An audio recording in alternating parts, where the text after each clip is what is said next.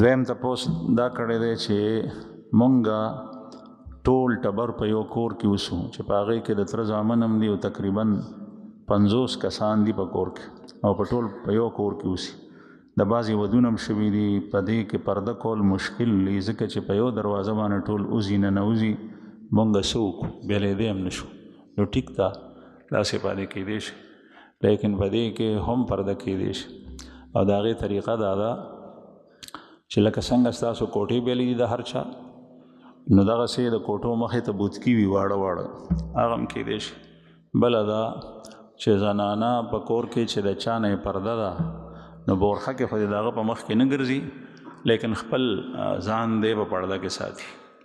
او کاروبار په وخت کې داسې ځایونه چې د بدن ځایونه عام هغه پټ ساتل پکار دي، دا د څرګندۍ نه. مثلا د لیور په مخ کې، د تره د زوی په مخ کې لیچ بربنډې کړي، د سر ویښتې بربنډ کړل یا پنډۍ بربنډې کړي، نو دا نه، د دې پرده ضروري ده. یو دویمه دا چې مثلا لیور یا د تره زوی هغه د خپل تره زوی د ښځې سره یا د خپل ورندار سره یوازې په یو مجلس کې ناست دی او د هغې خاوند نشته دی، نو دا پرده کول خو آسان دي. او دا نبی کریم صلی الله علیه وسلم فرمایي چې کله یو سړی او ښځه او دواړه د یو بل محرم نی اجنبیات، دا دواړه ناست وي، نو په هغې کې دریم شیطان وي، دریم پکې شیطان دی او شیطان خامخا څه خبره اچولی شي. نو بغیر د خاوند د موجودګۍ نه دغسې په مجلس کې د دوه کېناستل او یو بل ته نیغ کتل، دا پرده ضروري پکار ده. او دا په هر کور کې ډېر په اسانه کېدی شي. زه تاسو ته یو مختصر واقع بیان کړم. رسول الله صلی الله علیه وسلم یو ځل رادننه شو.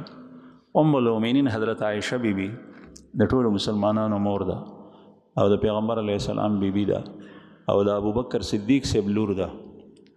ابوبکر صدیق صاحب ورسره په کور کې ناست دی یوازې په یوازې. د صدیق اکبر غونې افضل ترین شخصیت په امت کې، او بیا د ام المؤمنین حضرت عایشه بیبي غونې پاکه بیبي چې د هغې پاکې او د هغې پاکیت او د هغې برات الله پاک په قرآن پاک کې په خپل کلام کې نازل کړی دی. په سورې نور کې 10 آیتونه د هغې په برات کې نازل کړي. الله جل شانه چې هغه رب دی، خالق دی، هغه د چا پاکي د یو انسان بیان کې دا ډېره لویه خبره ده. لیکن داسې دوه کسانو په باره کې نبی کریم صلی الله علیه وسلم فرمایل چې ابوبکر یوازې ناست دی زنانه سره، وایي چې یا رسول الله دا خو مې بچی ده. ویې فرمایل چې شیطان په زړه کې لار کولی شي. دا یې هغې ته نه وي، دا یې موږ ته وي، امت ته باره وي چې داسې طریقې سره یوازې وخت تېرول نه دي پکار چې شیطان په هغې کې لار ومو.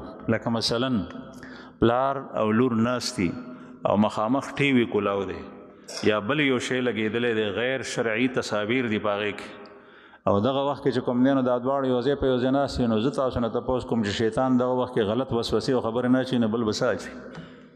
داسې قسم مجالسو نه ځان ساتل پکار دی.